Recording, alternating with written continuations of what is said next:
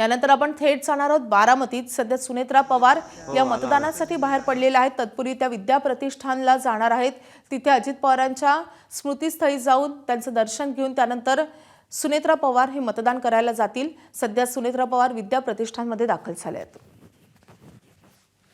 अभिवादन केल्यानंतर सुनेत्रा पवार या ठिकाणाहून काटेवाडीच्या दिशेने जाणार आहेत। अगदी काही क्षणांमध्ये त्या काटेवाडीच्या दिशेने जातील। या मतदानाच्या निमित्तानं आज हे कुठेतरी रेकॉर्ड ब्रेक मतदान अपेक्षित आहे आणि बारामतीकर मोठ्या संख्येने बाहेर पडतील अशा पद्धतीची सर्व मतदारांना उमेदवारांना देखील अपेक्षा असल्याचं आपल्याला पाहायला मिळत आहे। साधारणपणे 23 उमेदवार सध्या रिंगणामध्ये आहेत। याच्यामध्ये सुनेत्रा पवार यांचा पहिल्या क्रमांकावर नंबर असल्याचं आपल्याला दिसत आहे।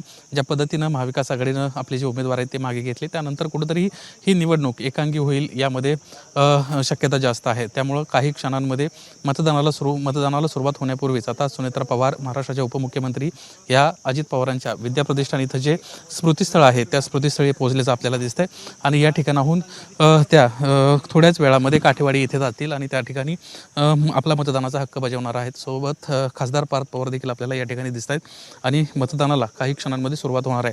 साधारणपणे 3,83,000च्या आसपास संपूर्ण विधानसभा मतदारसंघामध्ये मतदान पार पडणार आहे आणि याच्यामध्ये 2.5 लाखांच्या फरकानं सुनेत्रा पवार निवडून येतील असं देखील 2.5 लाख मतदान घेतील अशा पद्धतीचा एक विश्वास या ठिकाणी रोहित पवार असतील पार्थ पवार असतील यांना देखील व्यक्त केलेला आहे।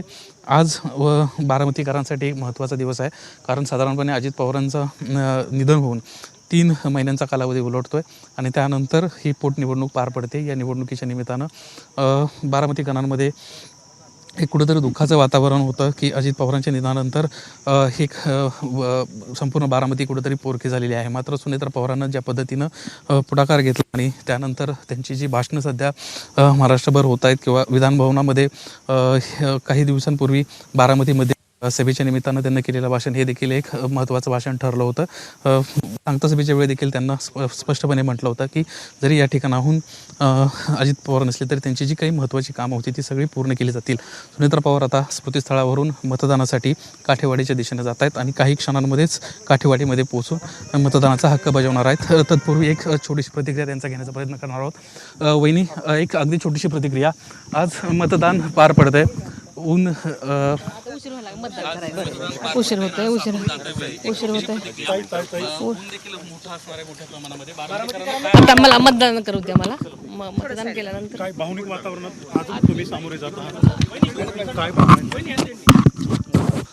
मतदानासाठी आता सुनेत्रा पवार या ठिकाणाहून गेलेले आहेत आणि मतदानानंतर आपण माध्यमांशी बोलू अशा पद्धतीची प्रतिक्रिया त्यांनी या निमित्तानं दिलेली आहेत। पार्थ पवारांशी देखील बोलण्याचा आपण प्रयत्न करणार आहोत, त्यांचं जी प्रतिक्रिया आहे ती जाणून घेणार आहोत। काही दिवसांपूर्वीच खासदार पदाची शपथ त्यांनी घेतली आहे आणि त्यानंतर आज बारामतीमध्ये देखील आपल्या मतदानाचा अधिकार बजावण्यासाठी पार्थ पवार या ठिकाणी पोहोचलेले आहेत।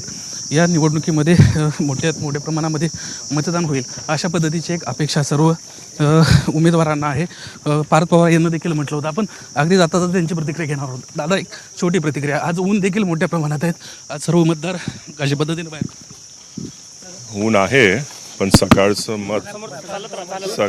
मत पवित्र मत असतं, त्याच्यामुळे मी सगळ्यांना विनंती करतो बाहेर या। आम्ही पण आता चाललोय आमचं मत टाकायला। विश्वास व्यक्त केला होता की 2.5 लाख जवळपास मतं वहिनींना मिळेल, प्रयत्न आहे चालू, बघू 2.5 लाख क्रॉस करायचा प्रयत्न करू। सगळ्या बारामतीकरांना आवाहन केलं आहे, बारामतीकरांनी सांगितलंय की नक्कीच आम्ही 2.5 लाख क्रॉस करून घेऊ। दादांपेक्षा जास्त मतदान आता 60-70% आपण प्रयत्न करणार आहे। ऊन आहे, अनेक लोकांनी आवाहन केलं आहे की ते करून घेतील, तर आता बघू 5 वाजता काय होतं।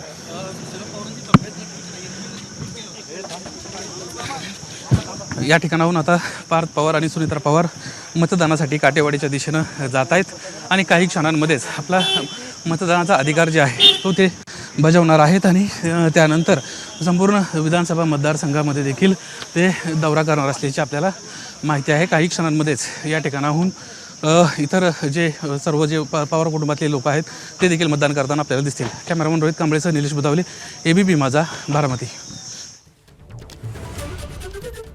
तर सुनेत्रा पवार अजित पवारांच्या स्मृतीस्थळी अभिवादन करून मतदानासाठी रवाना झालेल्या आहेत. सुनेत्रा पवार यांच्यासाठी आजचा दिवस अत्यंत महत्त्वाचा आहे आणि तितकाच भावूक करणार आहे, कारण अजित पवारांच्या शिवाय बारामतीमध्ये पार पडणारी ही पहिलीच निवडणूक आहे. त्यामुळे अनेक अर्थांनी ही निवडणूक महत्त्वाची आहे. रेकॉर्ड ब्रेक मतदान या निवडणुकीत व्हावं असा राष्ट्रवादीचा निर्धार आहे आणि त्या दृष्टीनं आज नेमकं काय होतं, किती बारामतीकर घराबाहेर पडतात आणि मतदान करतात हे पाहणं तितकंच महत्त्वाचं असेल.